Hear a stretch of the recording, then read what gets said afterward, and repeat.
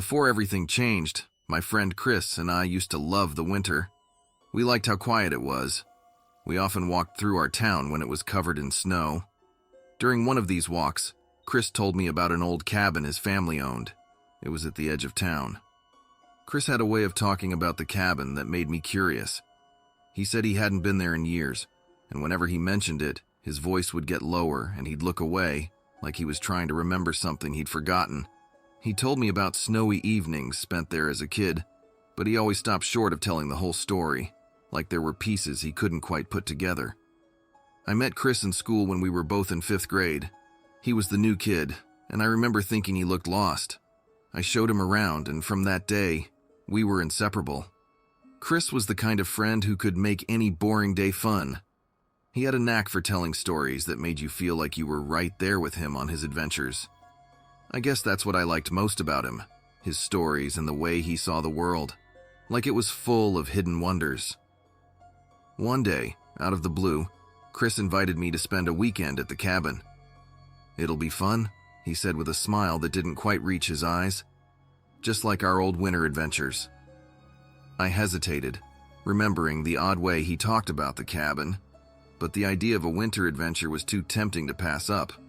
Little did I know, accepting his invitation would be something I'd come to regret. As we planned the trip, Chris seemed excited, but also a bit nervous. I wondered why he was so on edge about visiting a place filled with his childhood memories. But I brushed off the feeling, looking forward to what I thought would be a fun weekend with my best friend. What I didn't know was that we were about to uncover secrets that should have stayed buried in the snow-covered woods at the edge of town. The drive to Chris's cabin felt like entering a different world.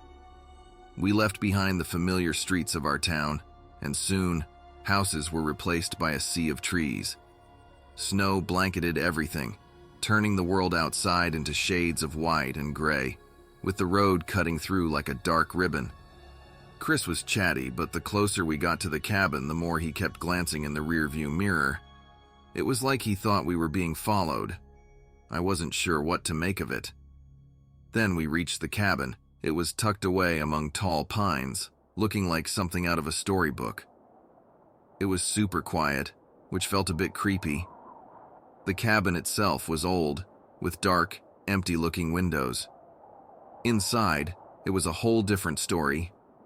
The cabin was cozy and warm, a welcome change from the cold. Chris wasted no time lighting a fire in the stone fireplace, casting a friendly glow around the room.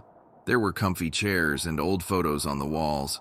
It felt like we'd stepped into a simpler, peaceful time, and for a moment I forgot the unease I felt outside. We spent the evening just chilling out. We made dinner in the small kitchen. Even though it was small, it had everything we needed.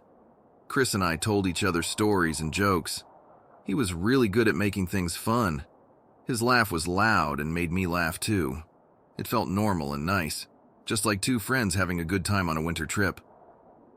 But as the night got later, some strange things started happening. First, I heard noises that sounded like whispers coming from outside. They were mixed with the sound of the wind. It was a bit creepy. I listened hard to make sure I wasn't just hearing things, but Chris just laughed it off. He said it was only the old cabin making noises. I tried to laugh with him, but the whispering sound kept going. It seemed like it was coming from just outside the windows now. I peeked through the curtains, half expecting to see someone there, but all I saw was the dark, swirling snow. I turned back to see Chris taking care of the fire. He seemed really calm. I thought that should make me feel better, but instead I felt more worried. Why didn't he seem to hear what I was hearing? Or maybe he did hear it and just wasn't telling me. The cabin started to feel less like a cozy place and more like a trap. It was like we were stuck in the middle of a big, whispering forest. I tried to focus on the nice fire and the warm room, but those weird whispers stayed in the back of my mind. They reminded me that we weren't the only ones out there in the snowy woods. Things started to get weirder as the night went on. The lights in the cabin began to flicker, which made shadows move around in strange ways. Once, I thought I saw a weird shape in the corner of my room, but when I looked again, it was gone. Chris said it was probably just the lights not working right, but he seemed a bit unsure himself. Then, a really cold breeze blew through the room. This was strange because all the windows were shut tight. The fire in the fireplace suddenly got bigger, as if it was reacting to something we couldn't see. I wrapped my arms around myself because I felt a chill that I couldn't explain. The whole cabin felt different now. Every noise and creak seemed to mean something. Chris, who was usually so cheerful, now looked as if he was part of this spooky scene. He had been calm before, but now he looked really worried. We sat there in the dim light. Outside, the wind was howling. I started to feel like we weren't alone in the cabin. It felt like something else was with us, something that we couldn't see. The cabin's atmosphere grew tense, making us feel trapped. Shadows danced around as if they were alive, and the chilling breeze felt like an icy embrace. My heart pounded in my chest and fear gripped me tightly. The thumping sounds from the attic grew louder, more urgent. Just when I thought I couldn't take it anymore, the noises began to fade. The wind outside calmed to a gentle whisper, but the cabin still felt strange, not quite normal. The air slowly warmed up, but it wasn't the comforting warmth we had felt before. I glanced at Chris. He seemed calmer, but there was a hint of unease in his eyes. "It's over for now," he said, but his voice lacked its usual cheer. The sudden change left me confused and still scared. The fear had lessened, but it hadn't disappeared. The fire crackled quietly, but the cabin no longer felt cozy and safe. "I don't think that was just our imagination," I said, my voice shaking a bit. Chris nodded slowly, looking serious. "Yeah, something weird is happening here. This cabin, it's different at night." We tried to settle down, but the comfort we felt earlier was gone. Though things seemed quieter, the sense of something mysterious and unexplained lingered in the air. The cabin had revealed a side of itself we couldn't understand, leaving us with more questions than answers. The next morning, Chris and I woke up early to head back to town. Somehow I'd managed to fall asleep. The drive was different this time, really quiet and kind of awkward. We didn't talk about the weird stuff from the night before. I kept thinking about it, though. Was it all real, or just made up in my head? The cabin had been so spooky, but now everything seemed just normal. I glanced at Chris. He drove like he usually does, calm and all, but something felt off. It made me doubt everything. Did I imagine the whispering, the shadows, and that feeling of not being alone? Or was it just because the cabin was creepy? I was deep in my thoughts and hardly noticed when we reached our town. It looked so regular, so different from the cabin's mysteries. As we got near my house, I looked in the rearview mirror. For a second, I thought I saw a shadowy figure at the edge of the road we left. My heart jumped. I spun around to check, but there was nothing. Turning back to Chris, I saw him giving me a strange look. He didn't say anything, but his eyes seemed to hold a secret or something. It was like he knew more about what happened at the cabin than he was letting on. He dropped me off with just a simple, "bye." Not like our usual goodbyes. Watching his car drive off, I felt a chill. The mystery of the cabin lingered, unsolved and unsettling. That whole thing at the cabin stuck with me, blurring what was real and what wasn't. Walking into my house, I looked back once more, feeling uneasy. Some mysteries, I guessed, are better left alone, hidden in winter's silence. And that's why, in a way that I couldn't quite understand yet, I knew it was the last time I'd ever see Chris.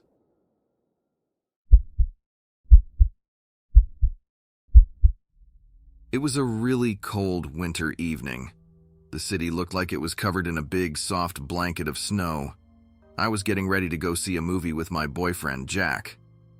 We hardly ever went out, so I was excited, but a little bit worried too. I was picking out a warm scarf when my phone beeped with a text message. I thought it might be Jack, but it was a message from someone I didn't know.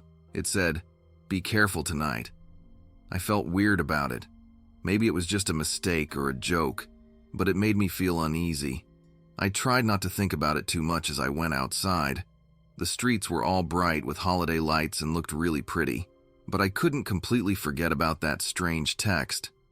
Jack was already there, waiting for me. He's always good at making me feel better. I showed him the message, trying to make a joke out of it. He laughed and said it was probably nothing. I hoped he was right. We walked to this old movie theater that's a bit away from the center of town. It was quieter than normal, and I kept looking around, half expecting to see someone strange. But with Jack next to me, and all the nice lights around, I started to relax and think about the fun movie night we were going to have. As we walked to the theater, I couldn't shake off the weird feeling from that text. But the streets looked so cheerful with all the holiday decorations, I started to feel a bit better. Jack and I talked about the movie we were going to see, and I began to forget about the strange message. The movie theater was this old, cool-looking building. It had a big sign with lights and posters of movies all over the walls. There weren't many people around, which was kinda nice because it felt like we had the whole place to ourselves. Inside, it was warm and smelled like popcorn. We got our snacks and found our seats in the middle of the theater. The chairs were a bit squeaky, and the floor was sticky, but it was all part of the fun of going to the movies.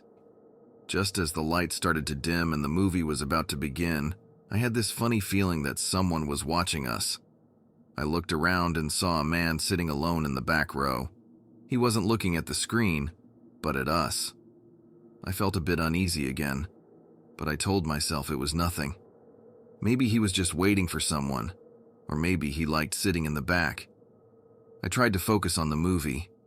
It was a fun film, full of action and cool characters. Jack seemed really into it, laughing and munching on his popcorn. I tried to do the same, but every now and then, I couldn't help but look back at the man. Each time I looked, it seemed like he had moved a seat closer to us.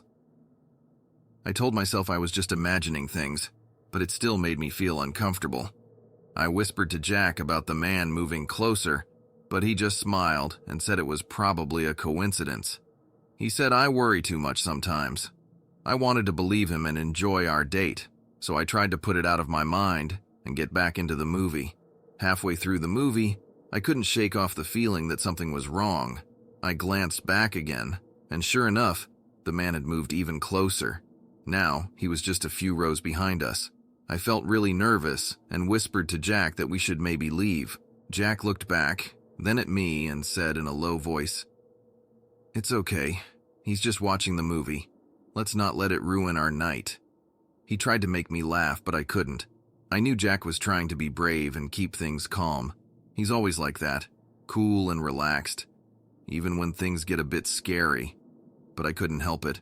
My heart was beating fast, and I felt like we needed to get out of there. I've always trusted my feelings, and right now, they were screaming that something was not right. Jack saw how scared I was, and finally agreed that we could leave after a little while, just to make me feel better. We tried to watch the movie, but I couldn't focus. I kept thinking about the man behind us. What if he followed us out? What if he was up to something bad? I wished I could just enjoy the movie like Jack, but my mind was full of what-ifs. Near the end of the movie, I turned to look back one more time. My heart stopped for a second. The man was gone. I didn't see him in any of the seats. I grabbed Jack's arm and said in a shaky voice, "He's gone. We need to go, now." Jack looked surprised, but saw how scared I was. He quickly got up and we left our snacks behind. We hurried out of the theater, with me leading the way. I felt really scared, but also a little brave, like I was doing the right thing. We walked quickly to the exit, and I kept looking around to see if the man was there. Jack was right beside me, looking out too. Even though he didn't say it, I could tell he was a bit worried now as well. We stepped out of the theater into the cold night. The snow was still falling softly, making everything quiet. My heart was pounding as we walked quickly. I kept looking behind us, half expecting to see the man. Then, out of nowhere, he was there. He came out from the shadows near the theater, moving fast toward Jack. I gasped, frozen for a second. The man grabbed Jack and they started struggling. I couldn't believe this was happening. It was like something from a movie, but it was real and right in front of me. Jack tried to push the man away, He yelled at me, "Run! Get help!" But I couldn't just leave him. I was scared, but I knew I had to do something. I started yelling for help, hoping someone would hear us. It was a fierce fight. Jack was trying really hard to protect us. The man was strong, but Jack was brave. I was shouting and looking around for anyone who might help. Suddenly, I remembered the cafe we passed on the way to the theater. It wasn't far. I made a quick decision. I ran as fast as I could to the cafe, my heart racing and my mind full of worry for Jack. I burst into the cafe, out of breath and scared. "Please, you have to help us. There's a man attacking my boyfriend outside the theater," I shouted. Everyone in the cafe turned to look at me, surprised. A few people stood up right away, ready to help. We all ran back to the theater. The people from the cafe were shouting, and that made the man stop.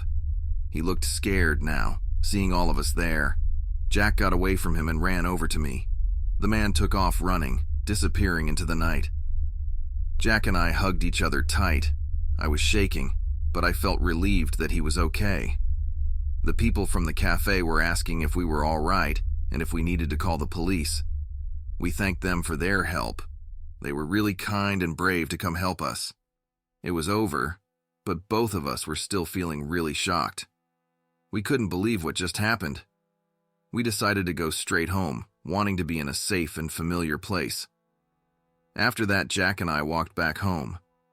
We didn't talk much. We were both thinking about what had just happened. The streets were quiet, and the snow was still falling gently. It felt peaceful, but we were still a bit shaken up. When we got home, we made hot cocoa and sat on the couch, close to each other. We finally started talking about the night.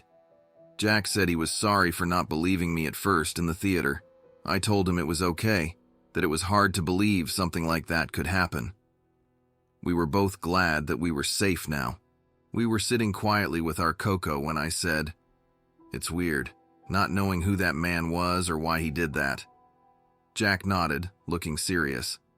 "Yeah, it's kind of scary not knowing. But at least we're here now, safe." As we sipped our cocoa, I remembered the text message I had received earlier. "Jack, do you think that text could have been from the man at the theater?" I asked. Jack looked thoughtful. "It's possible, but why would he send a warning? It doesn't really make sense." We both were puzzled. The idea that the man might have sent the message was both weird and a bit scary. It made us wonder if he knew us or if it was just a random act. Or what if the message was from someone else? Someone who knew something was going to happen, I suggested. The thought was unsettling. We finished our cocoa and decided it was time to try and get some sleep. As we got ready for bed, I couldn't help but look out the window. Just one more time.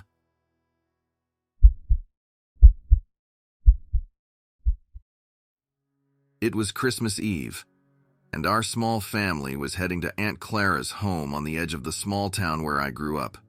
Tucked away in a secluded, snowy landscape, the wooden house was a winter wonderland, with frosted pine trees all around. The house itself, adorned with twinkling lights, looked welcoming and festive. Aunt Clara is the embodiment of the holiday spirit in our family. Picture her as the cheerful host of our Christmas gatherings.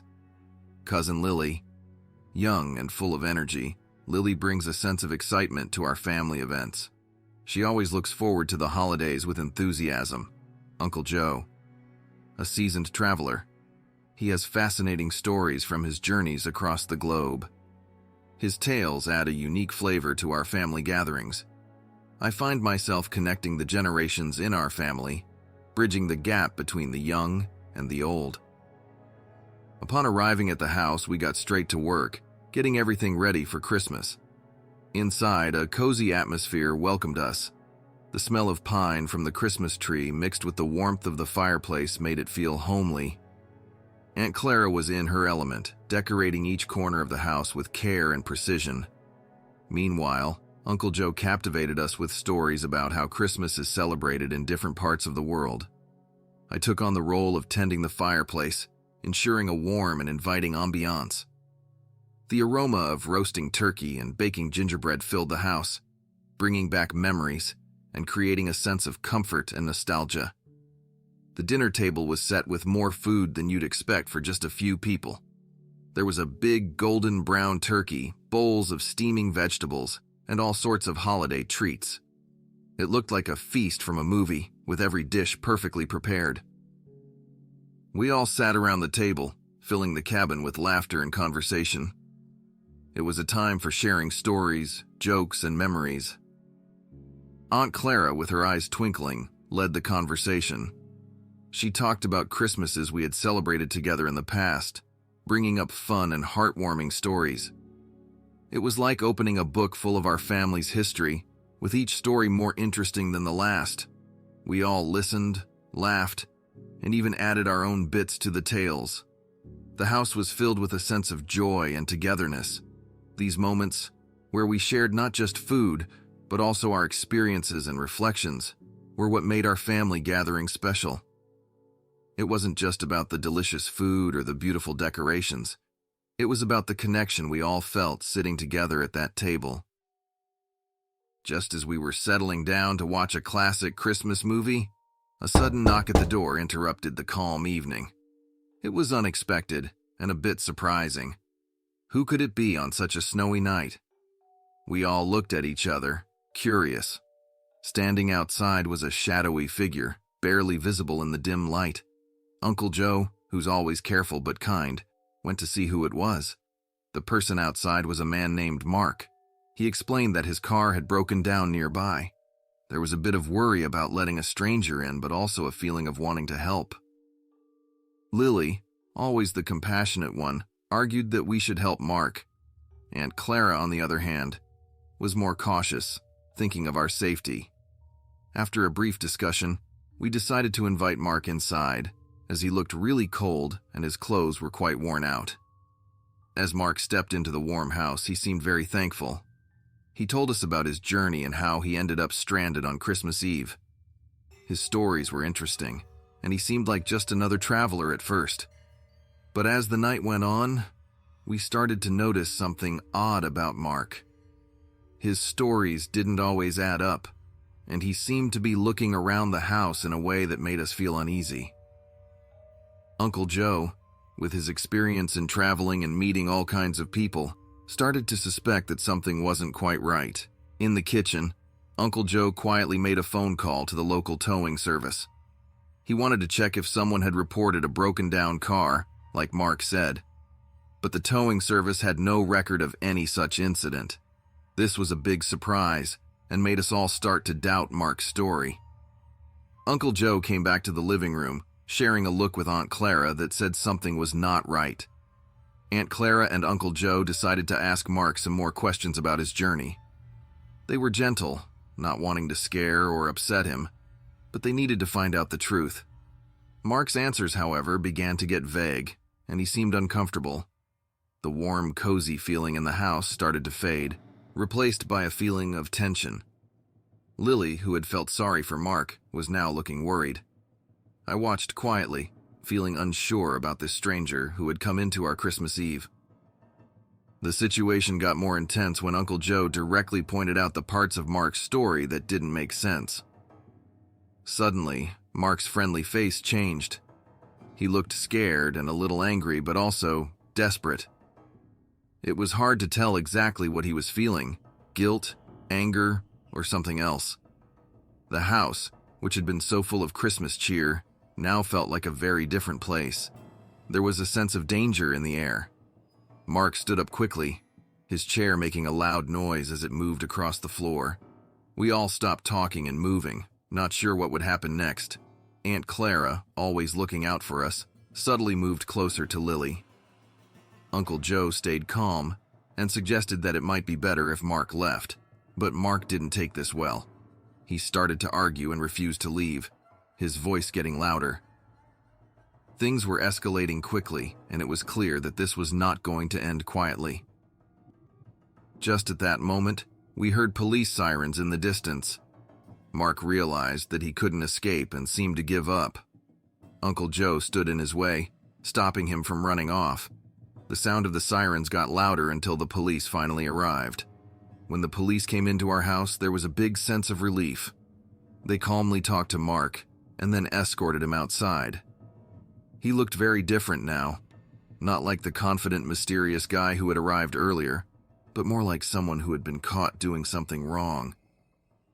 After Mark was taken away, the police told us that he was actually a con artist. He had tricked other people before. Hearing this made us all feel a mix of relief that he was gone and a bit upset that we had been deceived. But in the end, we were just glad that the situation was over and that we were all safe. Once everything had calmed down, we gathered again in the living room. There was a lot to think about and talk over. What had just happened was a real-life lesson about being kind, but also being careful. We realized how important it is to help others, but also to look out for each other. Our Christmas Eve had been turned upside down, but it also showed us how strong we are as a family. We ended the night feeling closer to each other and more thankful for the bonds we share. It was a reminder that life can be unpredictable, but when we face challenges together, we come out stronger.